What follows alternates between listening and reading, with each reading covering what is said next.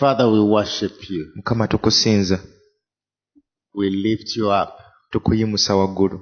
above all situations. Okusukkuluma buli mbeera. You are the Lord. Oli Katonda. There's nothing you cannot do. Tewali ky'otasobola kukola. You are able to make this continent Osobola okufuula ssemazinga ono be safe n'omulokola from this virus. okuva eri ekirwadde kino. Just like a time came when the children of Israel did not experience the plagues in Egypt. Ng'akaseera bwe kaatuuka abaana ba Isirayiri ne batafuna kawumpuli wa Isirayiri. And there was darkness on one side of Egypt and light on the other side. Ne wabeerawo ekizikiza ku luuyi olumu ate nga ku luuyi olwo waliwo ekitangaala. Lord, we want to ask you Kama tukusaba that because of the prayers of your people, olw'essaala z'abantu bo there will be a wall of defense nti onaatukuuma around this continent, onaakuuma ssemazinga ono and you deliver us from this coronavirus. n'otununula okuva eri ekirwadde kino. That every case that lands onto this continent, Nti buli katyabaga konna akajja ku ssemazinga it ono will be completely quenched. nti konna onaakajjawo. That, Lord, there will be a refuge, Nti Mukama ojja tujja kudduka a spiritual wall of defense wanaabeerawo ekisenge eky'omwoyo around us. eriffe ekitukuuma In the name of Jesus. mu linnya lya Yesu. We thank you, Lord our God. Weebale Mukama. In Jesus' name we pray. Mu linnya lya Yesu Amen. tusabe. Amiina. Amen. Praise the Lord. Amiina. I just want to make a few remarks. Njagala mbeeko ensonga ezimu ze njogerako. I was looking, I saw, I don't know whether it's true, maybe these are for the health people, but yesterday I looked at the number of countries, I don't know whether it's true, whether it's fake news or what, that coronavirus had gone to so many countries, about 70. Nalabye ejjo ku mawulire nti akalwadde kano kakatuuka mu mawanga nga 7, simanyi oba bituufu. And they were listing them. So I was interested. I looked at all those nations. Kati nga buli ggwanga limwe katuuse nga baliwandiika nga bagalaze amannya g'amagwanga ago. And I saw Nigeria. Ne ndaba Nigeria. And I think another country, Sierra Leone or something like that. N'ensi endala. One case. Nga yonna bagamba katuuseeyo. About 2-3 countries on this continent. Ku ssemazinga ono Africa nga ensi nga 3 oba 2. So I wondered. Ne neewuunya. But now I have a prayer strategy. Naye kati nina enteekateeka gye ngenda okusabiramu. After William has made us pray over coronavirus. We tumaze okusabira kano akawuka ka korona. My strategy is to ask the Lord to put a shield over the continent. Enteekateeka yange y'okusaba nti Mukama anassa ekisenge eri ssemazinga waffe on Africa. That let the things stay outside. Buli kintu kisigale wabweru. Because of the prayers of the saints. Ku lw'essaala z'abatukuvu. Now let me read you the scripture. Kambasomere ekyawandiikibwa. I was debating so much. Psalms 91. Zabuli 91. I was debating whether to share on Psalms 91 or not. Then I had two sermons, so I was just debating which one. Abadde nina enjiri za mirundi 2 nga simanyi yakubuulira. Katutandikire mu Zabuli 91. Here it says, he who dwells atuula mu kifo in the secret place. ekyekyama. Are you hearing? He who dwells atuula mu kifo in the secret place of the Most High shall abide under the shadow of the Almighty. ekyekyama ekyoyo ali waggulu ennyo anaabeeranga wansi w'ekisiikirize. Brethren, I know that we claim this scripture Nkimanyi ebyawandiikibwa bino tubirangirira when we are praying. nga tusaba. We claim the other verses down. Tubirangirira ne tulangira ennyiriri eziri wansi eno. But this scripture actually says, he who dwells in the secret place of the Most High shall abide under the shadow of the Almighty. naye kigambo oyo yekka abeera mu kifo ekyekyama eky'omutukuvu y'anaabeera wansi w'ekisikizo kya Mukama. And then the psalmist lists the things that happen or will happen to this person who dwells in the secret place of kati the ennyiriri Most High. eziddako wansi n'alyoka ayogera ebintu ebigenda okubaawo eri omuntu ono abeera mu kifo ekyekyama ekya Mukama. So you find he tells you kati agamba and me atugamba nze naawe that let's just get it quickly. He tells you that this person will say to the Lord, my refuge and my fortress. nti omuntu ono ajja gamba Mukama kye kigo kyange My God in whom I trust. gwe neesiga. Then verse 3 lists the things that God does. Kati- Begins to list the things that God does to him who dwells. kati olunnyo olwokusatu lwogera ebintu Mukama by'akolera omuntu oyo abeera mu kifo ekyekyama. So even if you had taken away verse 2, w'ojjawo w'osangulawo olunnyo olwokubiri you find verse 3 will fit very nicely with verse 1. osanga nti olunyulo olwokusatu lusobola okukwatagana n'olunyulo olusooka. Surely he shall deliver you. Who is you? nti mazima ddala ajja kutununula, The one who dwells ajja kununula oyo abeera from the snare of the fowler, okuva eri obubi, from the perilous pestilence. Verse 3, Psalms Oku- 91. okuva eri omutego gw'omuyizzi. So if there is a deadly pestilence, singa wabeerawo kawumpuli omubi, the Bible says, he who dwells, agamba nti oyo abeera God shall deliver. Mukama oyo ajja mununula. Isn't it? He will cover you with his pinions, ajja kutununula, ajja kutubikkako n'ebiwawaatiro bye, and under his wings era wansi waabyo you'll find refuge. mw'ojja okufuna obuwudamu. The best example is, the mother chicken. Osobola okulaba ng'enkoko. When it does like this, the small chicks just find Enkoko, shelter under there. enkoko weewambaatira obwana bwayo. This is what God does Mukama kyakolera ddala to him who dwells, eri oyo abeera in his secret place. mu kifo kye ekyekyama.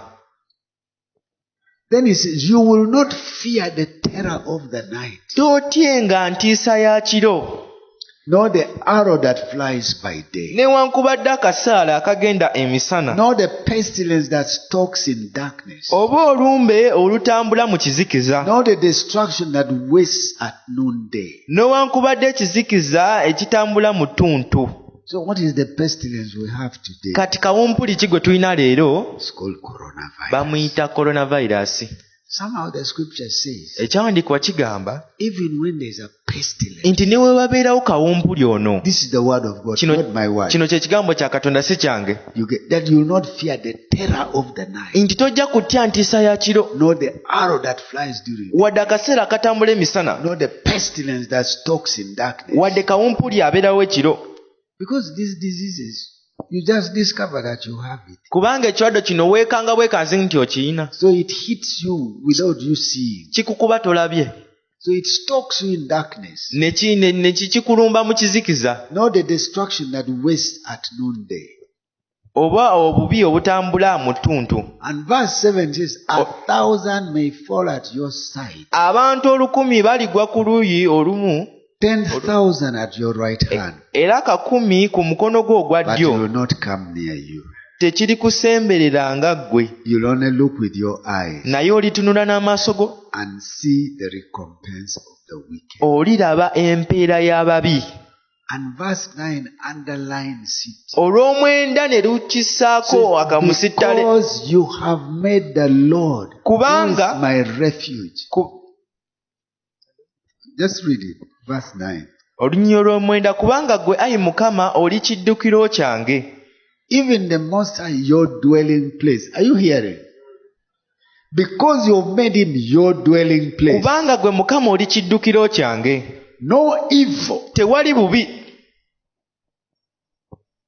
shall be allowed to befall you. bugenda kujja kukusalako Nor shall any plague oba come near your dwelling. kawumpuli yenna Are you okusemberera. hearing these things? Obiwulira ebintu bino?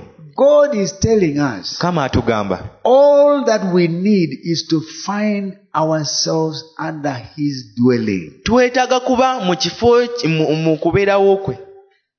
The biggest need for Mr. Odonga is to get myself to a place where God is able to say, this one now dwells Ekyetaago ekinene kye tusinga kuba nakyo kwe kubanga tubeera mu kubeera kwa in Mukama my secret place. mu kifo kye ekyekyama. And once you are there, Kasita obeera eyo you are sorted. oba biri kimu kiwedde. I've been struggling with this thing Mbadde nafuubana ne kino ekintu. because when you stand and say, once you are there, you are sorted, W'oyimirira n'ogamba nti w'obeera eyo kiba buli kimu kiwedde. people want to see that you who is speaking, you are also sorted. You get me? Abantu baagala kulaba oba ggwe ayogera ekintu ekyo ggwe ebyo byaggwa You dda. get me? Mm. But Naye the secret of dwelling in God's place ekyama ky'okubeera mu kifo ky'ekyama ekya Katonda is actually in trusting God. One of the things that characterizes anybody who dwells in God's secret place ekimu ku bibeera ku bantu abo ababeera mu kifo kya Mukama ekyekyama is trusting God. kwe kwesiga Mukama. Do you get it? Okifunye? Verse 2. Onyolwa okubiri. I will say to the Lord, Njagamba eri Mukama my refuge, ekiddukiro and my kyange fortress, era ekigo kyange, my God, Katonda in wange whom I trust. gwe neesiga. That's it. Kyekyo. So if I trust the Lord Bwe mba neesiga Mukama and I've made him my refuge, nga mufudde kigo kyange, I say, yeah, let coronavirus come. ngamba leka korona gye, I will be sorted. nze ebyange Me, byaggwa I'm dda. okay. Nze ndi bulungi. You medical people, these things go in your head. That's how it multiplies. Abasawo kaba kijjanya. You be worrying that way. Me, I'm Tebateredde. sorted. I'm under the shelter of the Most Naye High. ffe tuli wansi wa biwawaatiro bya Mukama And he will keep me. era ajja kutukuuma. Now that is trust. Okwo kwe kwesiga. And I say, you worry, do all the worrying, talk, all those things. I even don't want to hear it. Me, I am in God. Mmwe mweraliikirire mu bulootulo, nze ndi mu You tell Mukama. me to wash my hands, I will wash. That's okay. W'oba ngamba kwoza mikono gyange njja gyoza. But I know it is God who will keep me safe. Naye nga mmanyi Mukama agenda kunkuuma And I just have my peace. era nga nina emirembe gyange. So when they say, it is now reached wherever, Kati w'ogamba kasembedde kajja. that is for them. The Bible says 1,000 will fall on your side. Where 10,000 this way, it will not reach me. Ogamba ebyo tebikwatako nze akawuka tekajja Now, that kunsemberera. is trusting God. Okwo kwe kwesiga Mukama. Why? Kulwaki? Because I'm under his shelter. Kubanga ndi wansi wa The biwawaatiro Bible bye. says God will put his covering over me like Ajja this. kumpambaatira. Let me tell you, the crisis we have in church today, Akatyabaga ke tulina mu kanisa leero, which crisis I am also having, I nange have ke to nina fight, essaawa zino ke is nnwanisa. the crisis of trust in God. Katyabaga kwe kwesiga Mukama. The crisis of making him your refuge. Okumufuula ekigo kyo. The crisis of making him, your fortress. Okumufuula ekigo kyo. What are fortresses for? Ebiddukiro byaki? Ekigo kyaki? For protection. Bya kukuuma bantu. When an army comes, Amagye we gajja, people run to the fortress. abantu baddukira mu bigo. Because those fortresses in those days had everything. There was water inside, there was food inside. Munda mu bigo mwalimu buli kimu, emmere, amazzi, buli kimu. And you go and hide there. Ng'ogenda ne weekukuma eyo. But when, we hear locusts. Naye bwe tuwulira enzige. Even me, I told you the other day that I was troubled over locusts. Nange nabagamba luli zantiisa. But the thing is, Naye ekintu kiriwo ekiti. if God is on my side, Mukama waba ku ludda lwange. if He's my God, Singa ye Katonda wange. surely these locusts will overfly my garden. Zijja kulya ennimiro zonna ewange zibuukewo. God will give them no appetite for whatever is around my home. No. buli akali ewange we zinaakalyako tezijja kuwoomerwa. Being very selfish. Oyinza ogamba musumba weemaliridde nnyo ate awo.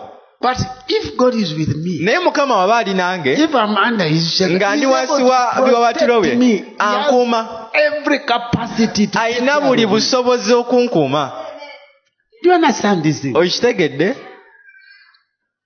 So, brethren, our biggest need today, ekyetaago kyaffe ekisinga leero, even as we say that we need to enlarge, wadde tugamba tulina okugaziwa, strengthen, okussaamu is amaanyi, about strengthening our relationship with God. tulina okunyweza enkolagana yaffe ne This is Mukama. what we talked of last Bye Wednesday. twayogerako olwokusatu eruwedde. And somehow, by God's grace, Ku lw'ekisa kya Mukama, I have come back to continue sharing. nkomyewo okwongerezaawo we nakoma. It is about finding your place Kiri ku kuzuula kifo kyo in God. mu Mukama. That's it. Kyekyo. Now, all of us know Ffenna tumanyi that nti when we get saved, we tulokoka, actually Jesus, Yesu God the Father, the Son, and the Holy Spirit, they Katonda come Omwana and live inside of us. ajja n'abeera munda mu ffe. Not so. Si we kiri? So, in a way, Mu ngeri emu you can say God is in me, so I oyinza am okugamba sorted. Mukama ali mu nze ebyange byaggwa dda. But Naye not everybody si buli muntu has God ayina Katonda, dwelling in them, I- and they dwelling in God richly. si buli muntu alina Katonda ng'ali mu ye era nga Katonda ali mu ye era nga naye ali mu ne Mukama. Because dwelling in God's presence is a deliberate effort. Okubeera mu kubeerawo kwa Mukama kintu gwa kyesalirawo. You choose to make him Gwe asalawo okumufuula your friend, your mukwano gwo, companion in everything. mu buli kimu gwe asalawo okumufuula ekyo. Like here, trusting. Kati wano okwesiga, Trust is not something that all of us trust God with all our hearts. okwesiga si buli muntu, si ffenna nti no twesiga Mukama n'emitima gyaffe gyonna.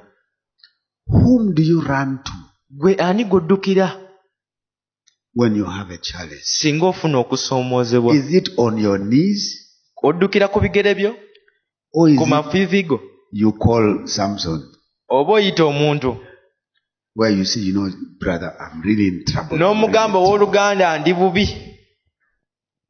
If God is your refuge, Mukama wabanga ye kyekigo kyo, if he's your fortress, bw'aba kwe ku kyekiddukiro kyo, when trouble shows its head like this, obuzibu bwe bujjira bwe buti, you run to him. ng'odduka gy'ali, You run to him. ng'odduka gy'ali, You call upon his name. ng'omukoowoola. That's why you hear many stories of deliverance. Kyova olaba owulira engero nnyingi nnyo ez'okusumululwa. Of people who, in difficult situation, when an accident is taking place, We babeerawo akisidenti ng'egenda mu they just maaso, shout, Jesus! abantu ne bawogana Yesu. And some of us who are very, you like to be a gentleman. Kati waliwo ffe abaagala If you okulabika obulungi. refuse to shout Jesus, you never know. You may not survive. Tetuwogana Yesu, tugaana tusirika. You heard how Professor Suruma told us here Profesa Suluma yatugamba that he was in that plane and that plane was just going. yali mu nnyonyi ng'ennyonyi etabuse ng'evudde mu mbeera. And he just decided to shout the name of Jesus. Yasalawo aleekaana erinnya Yesu. And when he shouted, We yaleekaana Yesu, he told us the plane just went. ennyonyi yakakkanirawo. Didn't he say it here? Teyabyogera wano. That is when you run Awo oddukira mu for kaseera ako. cover.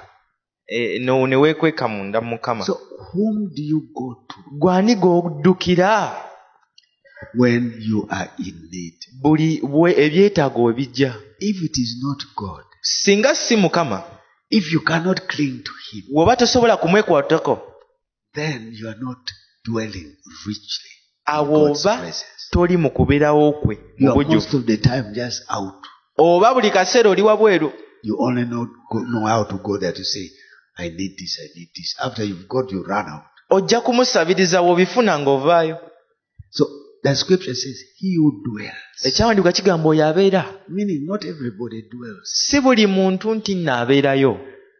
And the characteristics of those who dwell in God's presence. Ekimu ku kiraga nti omuntu abeera mu kifo kye kya Mukama. Absolute trust. Kwe kwesiga Mukama mu buli mbeera. There's something which I learned about 2-3 weeks ago. Waliwo kye nayiga sabbiiti 3 emabega. About God. Kikwatagana ku Mukama. That you have faith. Nti you have faith. Nti olina okukkiriza.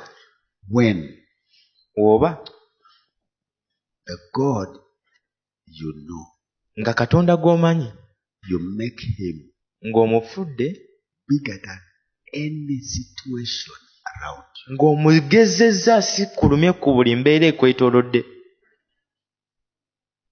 Have you got the point? Owulidde ensonga yange? Meaning, kitegeeza when you are about to get broke, w'oba onaatera okwavuwala, and it is true that there is actually no money now, era nga naawe olaba sente ziweddewo, you still say, ogamba era my God is bigger than me. Mukama asinga ekizibu kino. He is able to feed me. Asobola okundiisa. If he can send ravens to feed Elijah, waba asobola okusindika ebinyonyi n'ebiriisa God is going Elijah, to make some raven bring money. asobola nange okuleeta ebinyonyi n'ebindiisa. Does that mean that you are not broke? Ekyo kitegeeza munaawe obwavu bugenze? No. Nedda. You are broke. Okyali mwavu. It is true. Kituufu.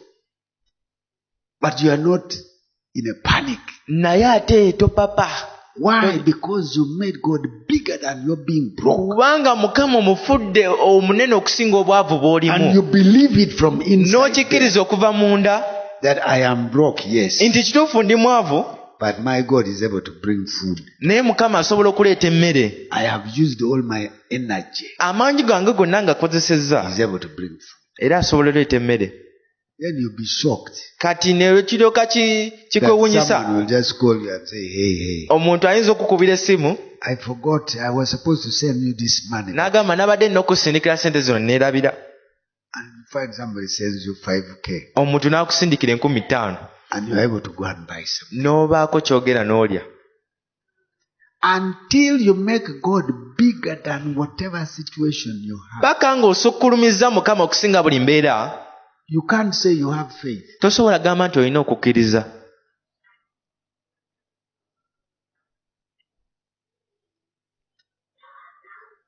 There are so many scary things. Let me tell you something. The world we have entered now, ensi gye tulimu, it is for people with faith. y'abantu bakukkiriza. Because Jesus said, when the Son of Man comes, Yesu yagamba omwana w'omuntu w'alijja, will he find faith on the earth? Anaasangawo okukkiriza ku nsi. Meaning people are going to be shaken by terrible situations. Ng'ategeeza abantu bagenda kuyugumizibwa embeera enzibu. And they would easily say, I don't think God is going to carry us through this. Bapowe mangu bave ku Mukama. Let's now use our own akili. Bagambe tukozese kati mutwe gwaffe. Because you'll be squeezed. Kubanga ogenda kunyigibwa. Yesterday I watched ejjo nalabye a video clip. I know you must have also reached your phones. Nalabye akatambi akamu. Of this pastor in Nigeria who was crying and praying because the terrorists had burnt their homes and houses. I watched it and the guy was crying and praying. It depressed me. Waliwo omusumba eyabadde akaaba abatujju bajja ne bawukya amaka gaabwe. Era kyandeetedde ennaku. Kyannakuwaza. But I told myself, nene neegamba, my God is bigger than this problem. Mukama asinga ekizibu kino. Do you get me? Brethren, our God is bigger than any situation. Katonda waffe asinga buli mbeera. To dwell in God's presence. Okubeera mu kubeerawo kwa Mukama means that you are with him. Kwe kubeera naye. And when the locusts are coming, era enziga we zijja, you say, Lord, ogamba Mukama, these locusts have reached Karamoja. Enziga zituuse Kaluma. You start discussing with him. Karamojja n'otandika okwogera naye. You've reached Karamoja. Zituuse Karamojja. So what are you going to do? Kiki ogenda okukola? Have you heard? owulidde What are you going to do? ki ky'ogenda okukola Not what am I going to do? si kye ŋŋenda okukola Because I cannot handle locusts. kubanga sisobola kuzivaako kye Even I nzikolera saw in the newspaper somewhere today ne mawulire analabye leero mu mawulire that the locusts also visited them in their Moroto barracks. Did you see the cartoon? zaageze ne mu balakisi z'amagye ne zibakyalira. So I said, hey, even these guys had to come all the way to confront the soldiers right in their barracks. ne mu magye zaatuuseeyo kati So we have to talk to God. tulina okwogera ne mukama I said, Lord, now they have reached here. nga mukama we So zituuse what are you wano going to do? gw'ogenda kukola ki mukama And if God says, you leave it with me, nga mukama gwe sirika I leave it with him. then n'obimulekera Then you find, government agencies are being stirred up like this, like this, like this. n'olyoka osanga ebitongole bya gavumenti byonna nga bikuddwamu omuliro And they go and do their work. ne bigenda ne bikola omulimu My gwabyo. job is just to be in God's presence omulimu gwange gwa kubeera mu kubeerawo kwa mukama and chat with him n'oyogera naye and talk with him n'oyogera naye and find peace with him n'oba mirembe naye and believe that nothing is impossible with him. n'okkiriza nti tewali kimulema. That is the secret kyekyama of our victory in these our times. ekyobuwanguzi bwaffe mu biro bino. We will not have victory, tetugenda kuba na buwanguzi, lasting victory, obuwanguzi obuwangaala until we find ourselves paka nga twesanze in the secret place mu of the Most High. kifo ekyekyama ekyoyo atuula waggulu ennyo. Have you got what I'm saying? Mukitegedde? Proverbs 3:5 says this. Engero 3:5 agamba Trust in the Lord with all your heart. weesige mukama n'omutima gwe gwonna. Brethren, this is the time when we must trust in the Lord with all our heart. ke kana akaseera k'okwesiga mukama n'omutima gwaffe gwonna. My biggest battle olutalo lwange olusinga is this one. lwe luno. I don't know how many can say, I trust the Lord with all my heart. simanyi basobola gamba nti ze neesiga mukama And it n'omutima gwe even gwonna. warns you, do not lean on your own. kirabula n'okulabula teweesigamanga ku ntegeerayo. Samson, don't go with your medicine to togenda God. na madagala go. If you know the thing multiplies like this, Lord, ogamba kyekubisamu ekiti kati do not kandeetera lean on eddagala. your understanding. ebyo biveeko by'omanyi.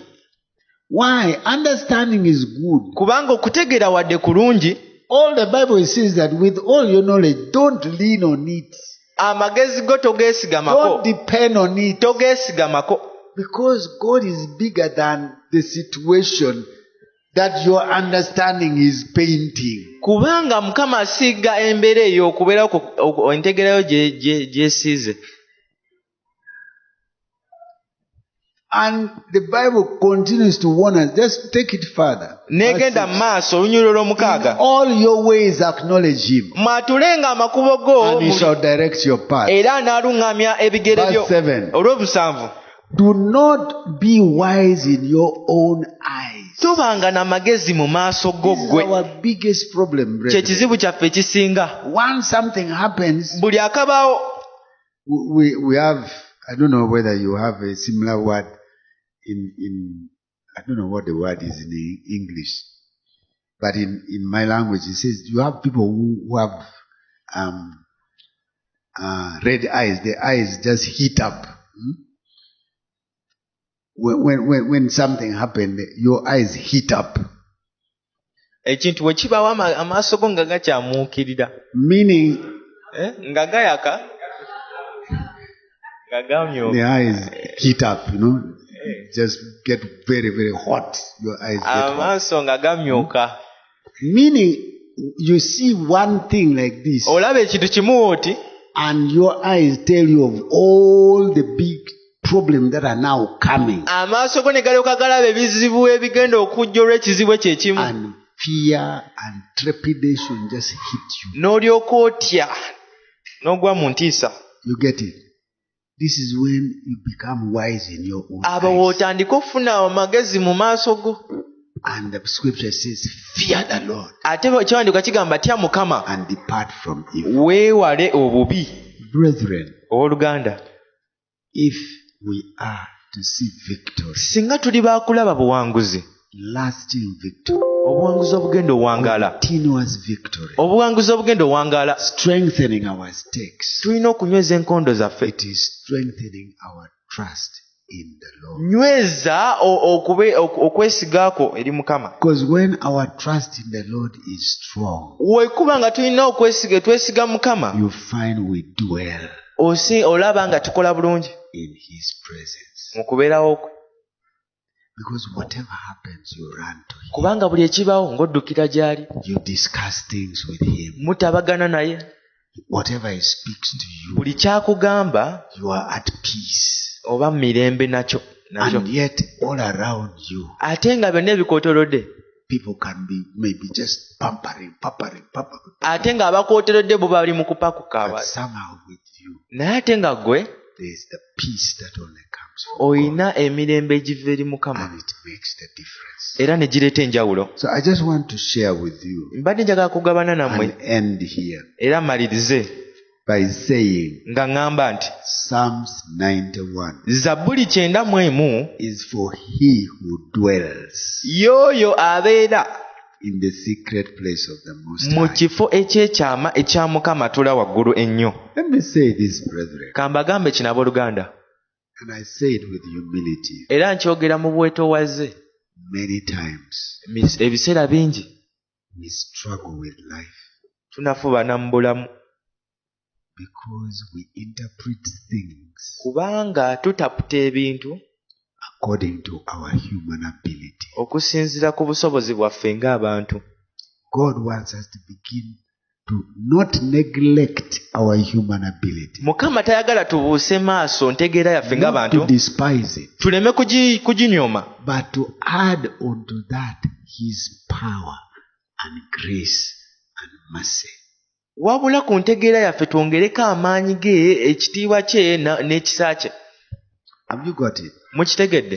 Once you add that on, W'obyongera ku ntegeera yo you will ebyo, have faith in God. ojja kuba n'okukkiriza mu Mukama. Once you only operate at that lower level, Gwe obeera eno ku ddaala erya wansi nga kwokolera, you won't have faith in God. awo tojja kuba na kukkiriza.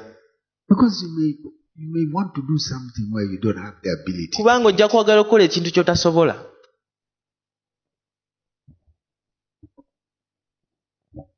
Let me give you an example. Kambo ekyokulabirako. You may want to put up a 3-storied building.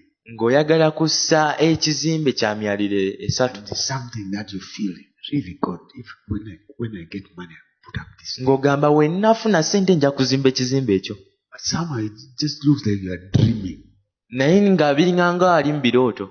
But if you trust God, Naye bwe beesiga Mukama, knowing that it is whatever people do is not because of necessarily that they have the ability. ng'omanyi nti buli bantu kye bakola si nti lwakuba balina But there is obusobozi. a God who says, I give you power to make wealth. Naye kubanga waliwo Mukama abawa amaanyi okukola obugagga. Then surely that God is able to give you power to make Katonda oyo naawe aba asobola okuwa amaanyi and you can build that. n'ozimba ekizimbe ky'oyagala okuzimba. There is nothing impossible with God. Tewali kitasoboka gy'ali.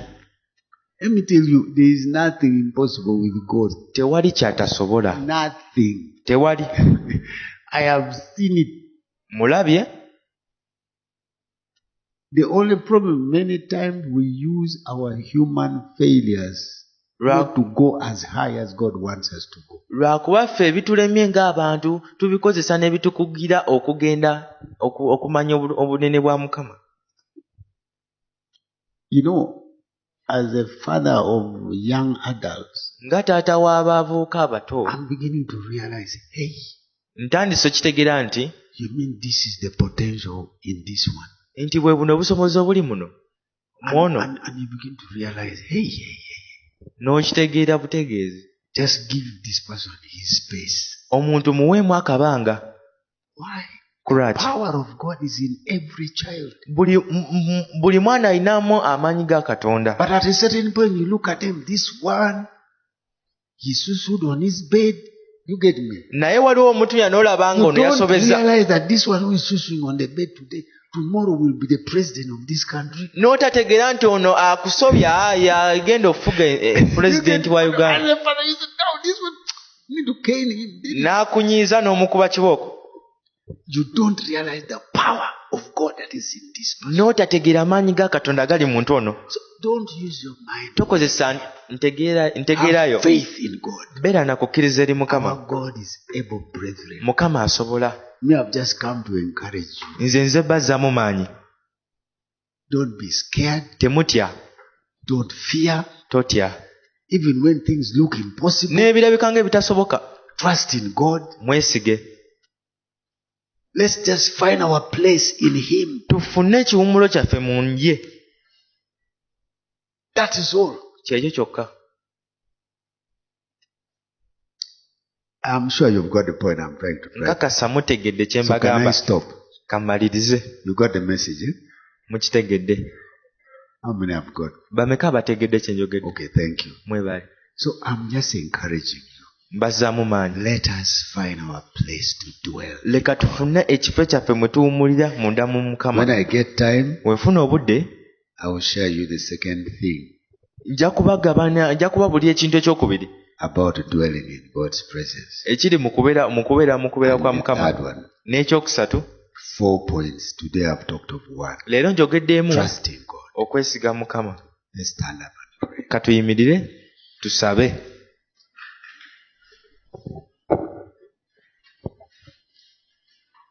Samson, do you want to come and pray?